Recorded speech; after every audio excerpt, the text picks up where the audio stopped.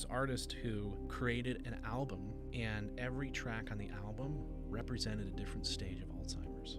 It is haunting, terrifying, but like so beautiful at the same time. It starts off with like wonderful, just like kind of normal, peaceful music, and then it slowly disintegrates into something that sounds like it's 3 rooms away. But then suddenly there's a track where everything sounds like great, but then like the next symbolizing track, he has a symbolizing brief like moment a brief moment of clarity, and then the next minute it's like completely gone.